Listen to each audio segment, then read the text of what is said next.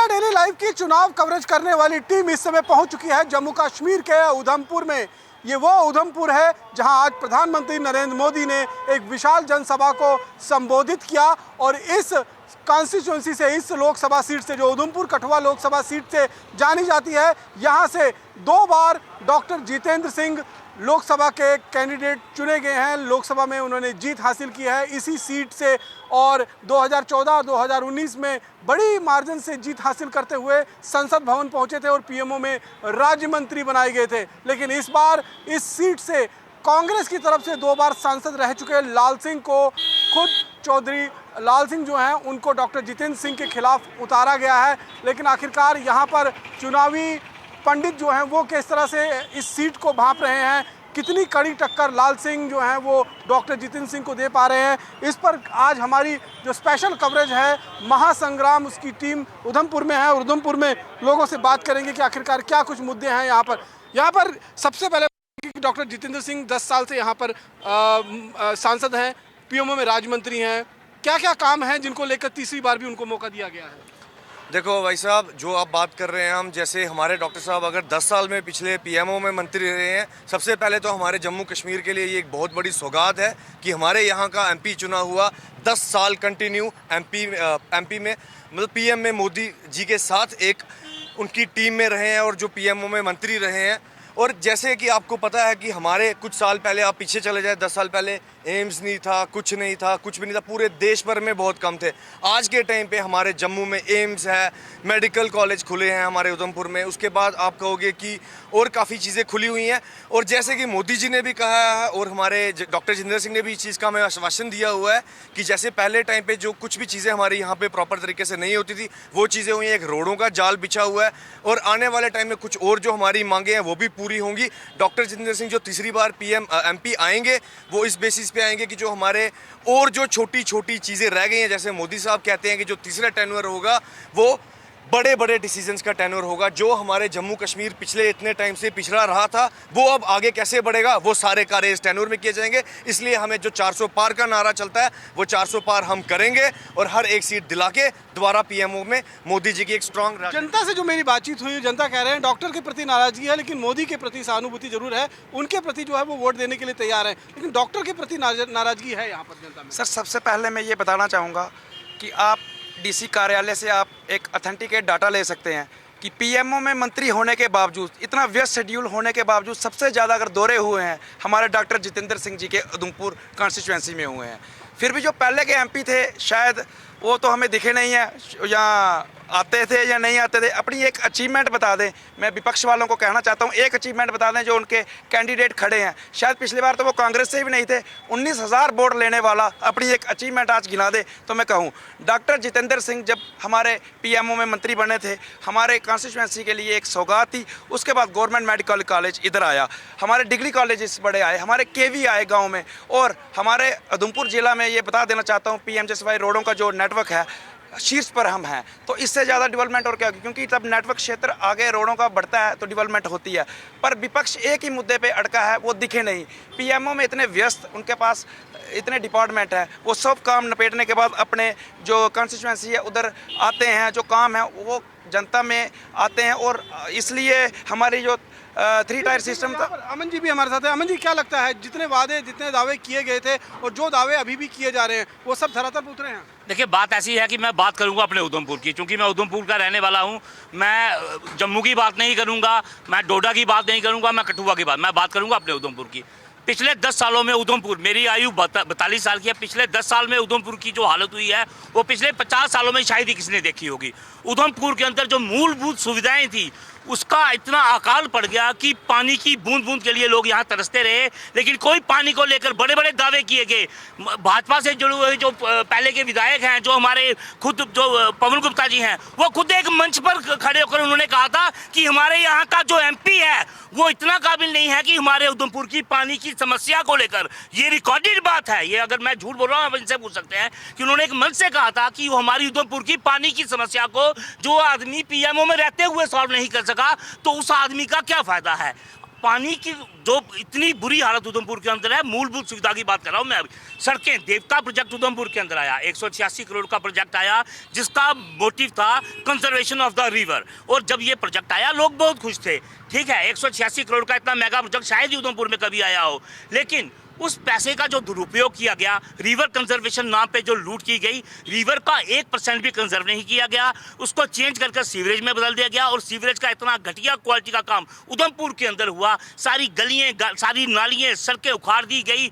और उस जो रोजगार की बात करते हैं, जो रोजगार की कि हम वोकल फॉर लोकल होंगे, उधमपुर के अंदर 90% लेबर जिसने सीवरेज में काम किया वो रोहिंग्या थी। सबसे बड़ी हैरानी की बात है।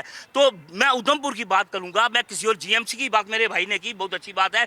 जीएमसी आने का मतलब ये नहीं है कि आप बोर्ड लगा दे तो जीएमसी बन जाएगा। जीएमसी जैसी फैसिलिटीज भी होनी चाहिए। उधमपुर के डिस्ट्रिक्ट हॉस्पिटल को पहले रेफरल हॉस्पिटल कहा जाता था, लेकिन अब कैजुअलिटी हॉस्पिटल कहा जाता है। जब से जीएमसी आया है उधमपुर के अंदर जो कैजुअलिटीज हैं, इतनी शर्म की बात है कि एक छोटी बच्ची मधुमक्खी का डंक लगने से उधमपुर हॉस्पिटल में तड़पती रही, तड़प तड़प कर उसकी मौत हो गई, लेकिन जीएमसी में उसका इलाज नहीं हो पाया। तो ऐसे जीएमसी हमें नहीं चाहिए, हमें अपनी बच्चियों का इलाज चाहिए। ये बड़े बड़े कॉलेजों की बात करते हैं, आईआईटी तो तब पहुंचेगा आदमी, आईआईएम तब पहुंचेगा जब उधमपुर के अंदर मूलभूत जो एजुकेशन। लगातार ये आपके लग रहे हैं कि भ्रष्टाचार हुआ है, खासतौर पर जो देविका का प्रोजेक्ट है उसको लेकर बहुत सारे आरोप जो है सबसे पहले मैं सर एक बात बता देना चाहता हूँ, हमारी देविका मैया में बहुत पूरे शहर का स्लज जो वेस्ट है वो जाता था। अभी मैं डंके की चोट पर कहना चाहूँगा, हमारे महानुभाव ने तो ये कह दिया कि उसमें घोटाला यहाँ हुआ है, एक कमेटी बैठी है।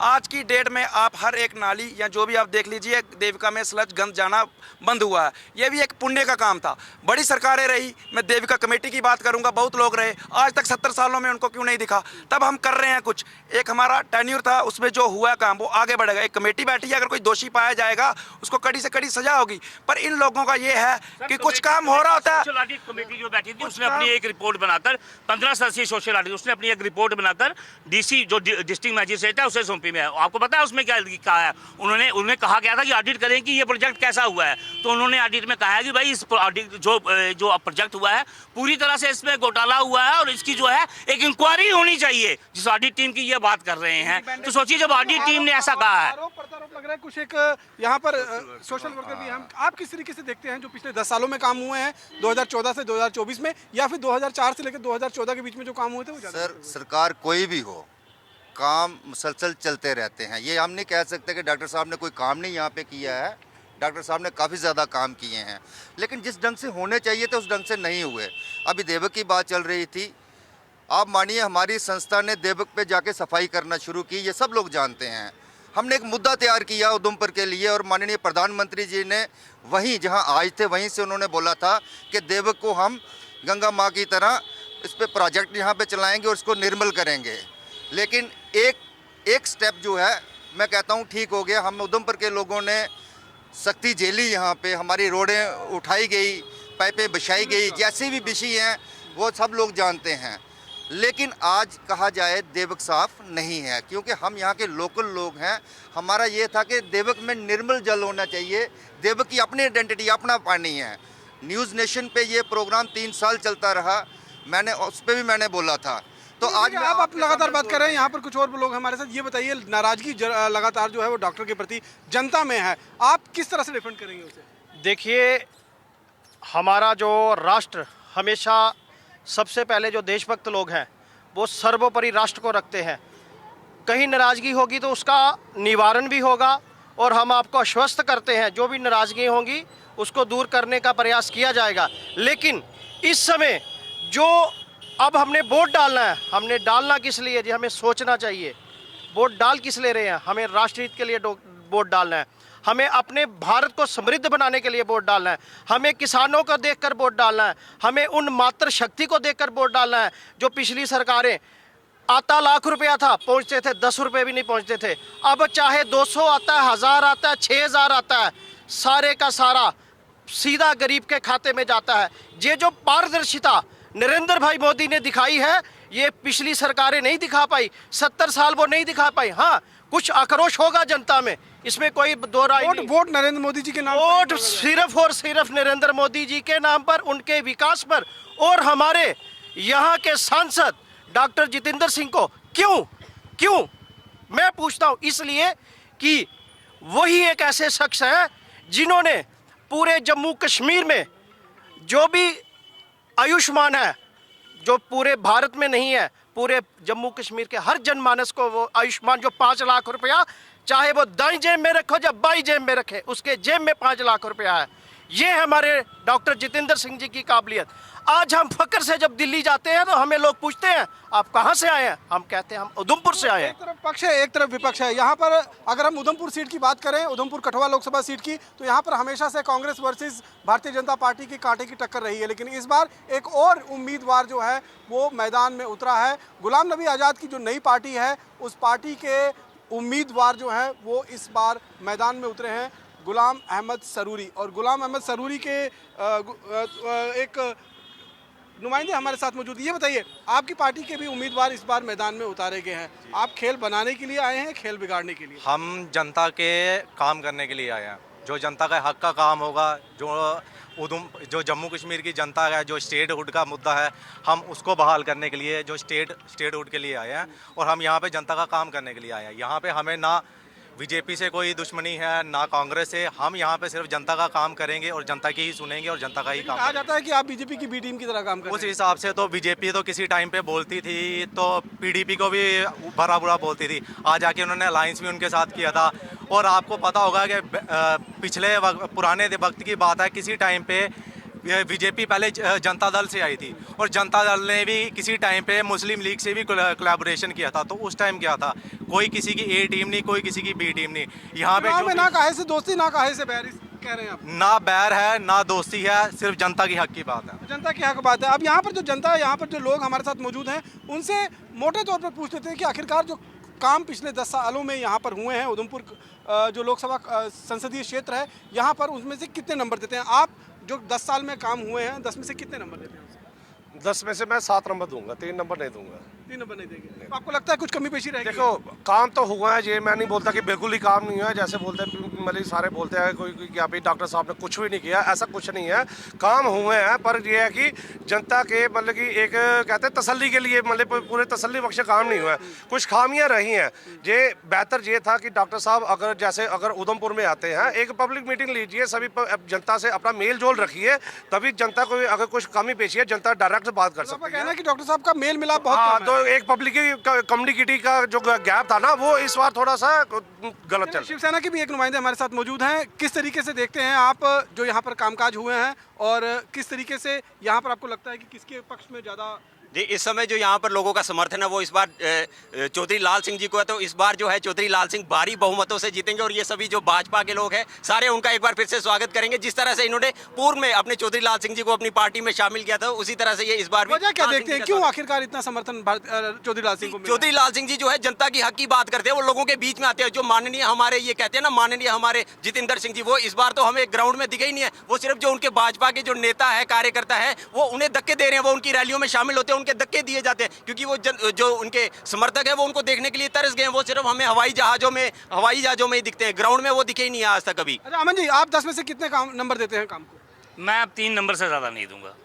3 नंबर काम, 3 नंबर भी मैं इसलिए दूंगा इतनी नाराजगी? जो रोड कनेक्टिविटी का काम जो भाजपा के टाइम में हुआ है, शायद किसी और गवर्नमेंट के टाइम में हुआ हो, रोड कनेक्टिविटी के लिए मैं 3 नंबर जो है भाजपा की सरकार दूंगा। उसके अलावा जो काम जो करने की कोशिश की गई थी, उन्हें आप एक स्ट्रक्चर खड़ा कर दीजिए और उस घर पे रहने के काबिल कोई ना हो तो उस घर को बनाने का कोई फ़ायदा नहीं होता। तो मेरा कहने का मतलब है कि जो उन्होंने करना चाहा, जैसे जीएमसी बना दिया, सुविधाएं नहीं दी जीएमसी वाली, तो उस जीएमसी का कोई फ़ायदा नहीं है। आप कितने नंबर देते हैं 10 में से?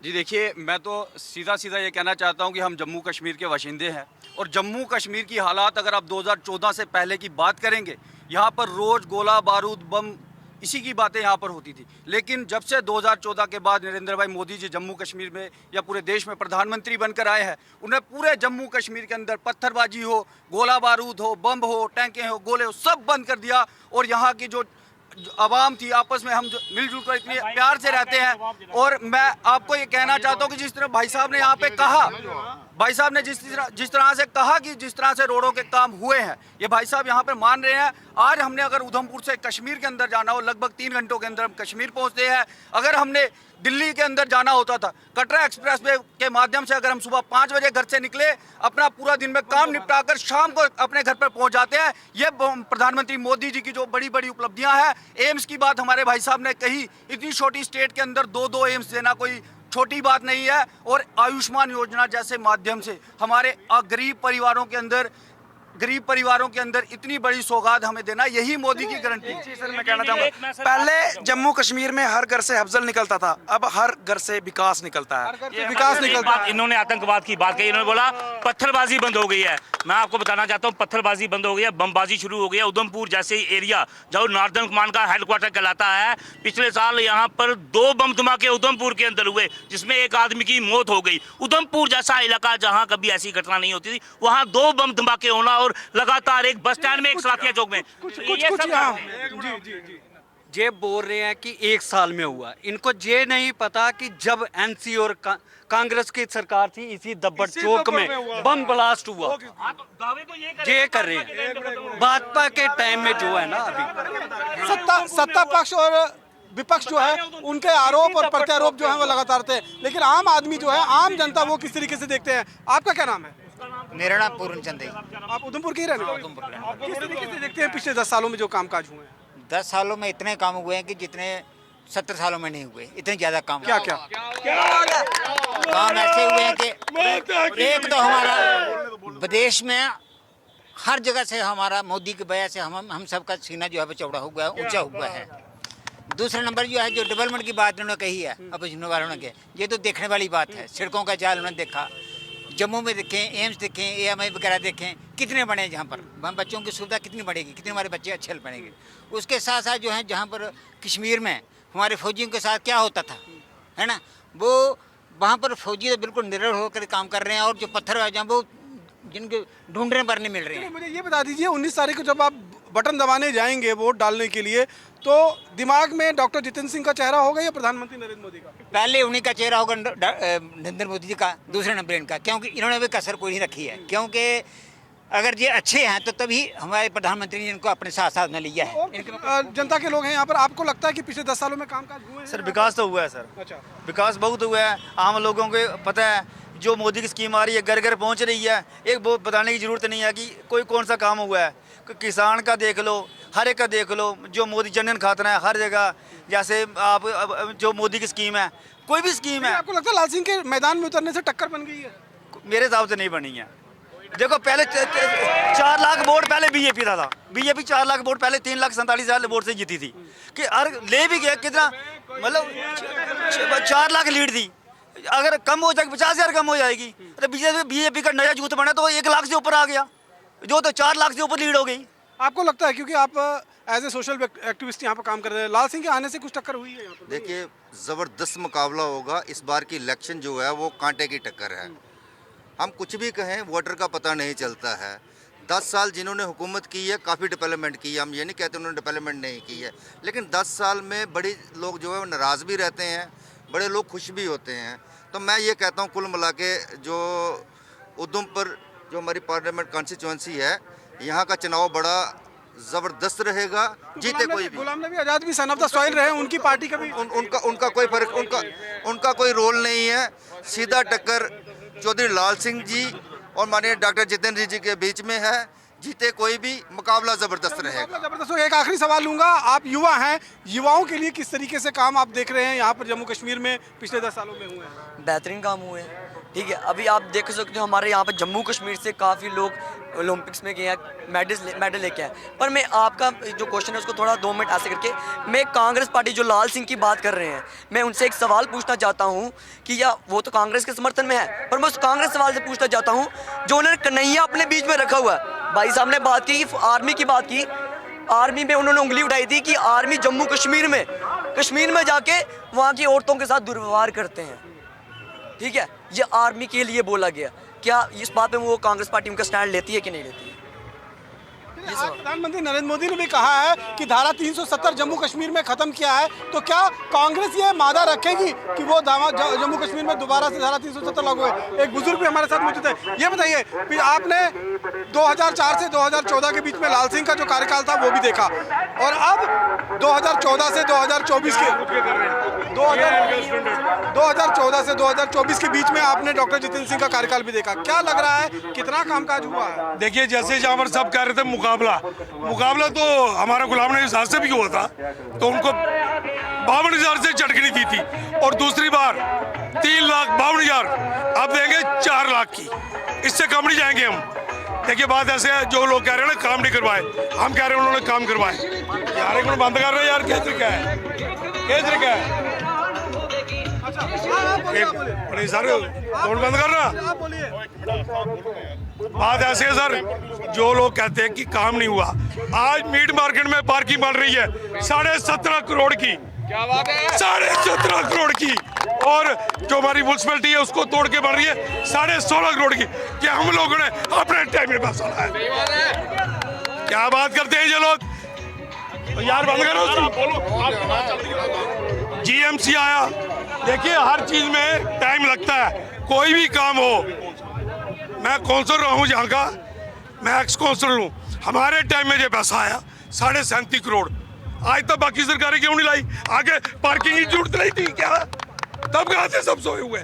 कोई नहीं बोलता था। यहाँ पर हमने अपनी पूरी मेहनत करके यहाँ पर पैसा लाया। देखिए, यहाँ पर जो भी बात कहें, फिलहाल चाहे पक्ष हो चाहे विपक्ष हो, कांग्रेस के अपने तर्क हैं, भारतीय जनता पार्टी के अपने तर्क हैं, लेकिन यहाँ पर जो वोट पड़ने जा रहा है वो कहीं ना कहीं प्रधानमंत्री नरेंद्र मोदी के चेहरे पर वोट पड़ने वाला है, क्योंकि ये सरकार, ये वोट जो है ये प्रधानमंत्री बनाने के लिए वोट दिया जा रहा है, और प्रधानमंत्री जो चेहरा है वो अपने आप में किसी चेहरे से कम नहीं है, और उसी चेहरे पर जो है वोट। यहाँ पर जो लोग, आम लोगों से भी बातचीत की, उन्होंने कहा कि कुछ नाराजगी लोकल कैंडिडेट जो हैं उनसे ज़रूर हो सकती है, लेकिन प्रधानमंत्री के चेहरे पर वो वोट जरूर देंगे। हालांकि कांग्रेस का कहना है कि यहाँ पर काम नहीं हुआ है। अब जब 19 अप्रैल को यहाँ पर वोटिंग होगी, वोट के बटन दबाए जाएंगे, वोटिंग मशीन के बटन दबाए जाएंगे, और ईवीएम में वो सारे मत रिकॉर्ड हो जाएंगे। 4 तारीख को, जब 4 जून को मतगणना होगी, तो अपने आप दूध का दूध हो जाएगा, पानी का पानी हो जाएगा कि आखिरकार जनता का ऊंट किस करवट बैठा है। क्या जो पिछले 10 सालों में डॉक्टर जितेंद्र सिंह ने काम किया है उसके नाम पर वोट पड़े हैं, प्रधानमंत्री नरेंद्र मोदी के चेहरे पर जो है वो यहाँ पर वोट पड़ा है, या फिर उनसे नाराजगी होते हुए चौधरी लाल सिंह का यहाँ पर दोबारा जो है वो विजयी यहाँ से बनते हैं? ये तो देखना होगा, और इसके लिए हमें थोड़ा सा इंतजार करना पड़ेगा 4 जून तक का, जब मतगणना होगा। फिलहाल मेरे साथ महासंग्राम में इतना ही, और अगली किसी नई सीट पर हम आपको फिर दिखाएंगे कि वहाँ पर आखिरकार किस तरीके की टक्कर देखने को मिल रही है। कैमरा पर्सन सुनील के साथ Raman Saini, India daily live, Udhampur.